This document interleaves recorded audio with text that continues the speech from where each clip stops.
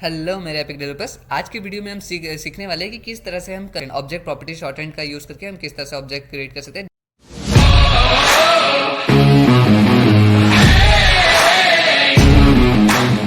जैसे कि यहाँ पे एग्जांपल में देख सकते हो कि इन्होंने क्या किया है, पहले एक गेट माउस पोजीशन एक फंक्शन लिखा है जिसमें इन्होंने आर्गुमेंट ले लिया एक्स वाई की, और फिर एक एरो फंक्शन का यूज़ करते हुए इन्होंने क्या कर दिया, प्रॉपर्टी क्रिएट कर दिया, मतलब एक तरह से ऑब्जेक्ट क्रिएट कर दिया है। यहाँ पे एक्स प्रॉपर्टी में जो भी एक्स यहाँ पे पास होगा वो एक्स की वैल्यू हो जाएगी, जो भी वाई की वैल्यू पास होगी वो वाई हो जाएगी। जैसे कि मैं अगर आपको ये सामने लाइव करके दिखाऊँ तो let suppose okay complete copy नहीं हुआ ये कंट्रोल सी कंट्रोल वी। अब मैं जैसे कि यहाँ पे console डॉट लॉग किया मैंने और ये गेट माउस पोजीशन प्रॉपर्टी पास की जिसमें मैंने x की वैल्यू पास की 1 और y की वैल्यू पास की 2।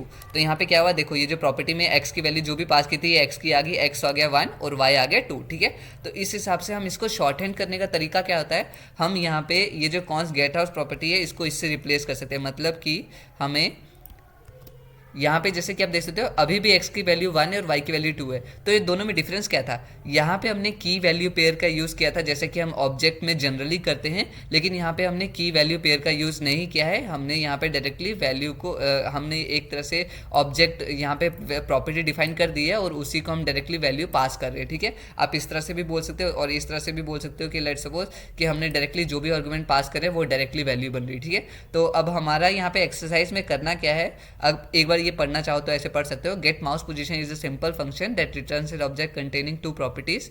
ES6 provide the syntactic sugar to eliminate the redundancy of having to write x और एक्स प्रॉपर्टी एक्स। ठीक है, तो ES6 में क्या होता है, आपको एक तरह से सिंटैक्टिक शुगर मतलब कि एक तरह से बेनिफिट राइटिंग बेनिफिट मिल जाता है जिसमें आपको कुछ फालतू का चीज़ लिखने की एडिशनल लिखने की ज़रूरत नहीं है। जैसे बोल सकते हैं ना कि अगर काम इतने में हो गया तो उतना ज़्यादा मेहनत क्यों करनी, तो वही वाली बात है यहाँ पे।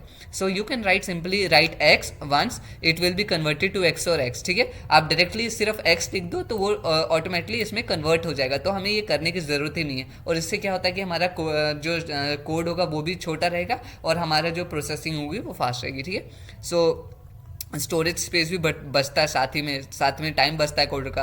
सो अब हमें क्या करना है, यहाँ पे एक प्रॉपर्टी ऑब्जेक्ट यहाँ पे इन्होंने डिक्लेयर किया हुआ है जो नॉर्मली की वैल्यू से किया है, हमें इसे कन्वर्ट करना है ES6 की फॉर्म में कि ये डायरेक्टली वैल्यूज़ को ले। ठीक है, सो अब हमें करना क्या है, सबसे पहले तो इसको रिमूव कर देते हैं, इसकी ज़रूरत है नहीं हमें, ये हमने समझना था।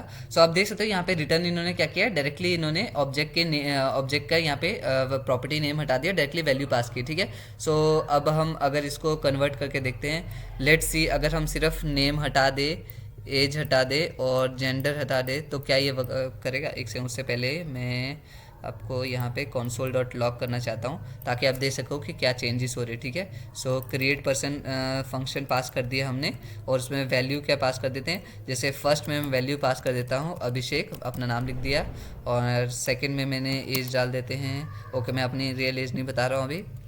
ठीक है, okay, so let suppose I am 15। ठीक है, और क्या बोलते हैं, और मैंने यहाँ पे जेंडर कर दिया मेल। ठीक है, सो वैसे ये छुपाने की बात नहीं थी तो कोई नहीं, 21। ठीक है, सो यहाँ पे आ गया क्रिएट पर्सन। अब यहाँ पे देख सकते हो हमारे कैसे ऑब्जेक्ट क्रिएट हो गया, नेम अभिषेक, एज 21, जेंडर। तो यहाँ पे हमें टेस्ट में क्या बोला है कि ये जो पास होना चाहिए इस तरह से होना चाहिए और की वैल्यू वाला पेयर नहीं होना चाहिए। ठीक है, तो अगर मैं इसको नेम को हटा दूँ और एज को भी हटा दूं और अगर जेंडर को भी हटा दूं तो still it works the same, तो हमारा कोड एक्चुअली पास हो चुका है। मतलब टेस्ट तो सेम, वैल्यू सेम आई है, तो हमें टेस्ट चेक कर लेते हैं। तो टेस्ट पास हो गया, आपने देखा कि किस तरह से हम ES6 का यूज़ करके बिना किसी की वैल्यू पेयर बनाए हुए हम ऑब्जेक्ट क्रिएट कर सकते हैं और उनकी वैल्यूज़ को पास कर सकते हैं किसी भी फंक्शन में। तो फिलहाल इस वीडियो के लिए इतना ही, मैं मिलता हूं आपसे नेक्स्ट वीडियो में जो कि इधर शो हो जाएगा। अभी तक अगर चैनल को सब्सक्राइब नहीं किया तो जल्दी से कर लो क्योंकि मैं ऐसी वीडियोज़ बनाते रहता हूँ। बाय।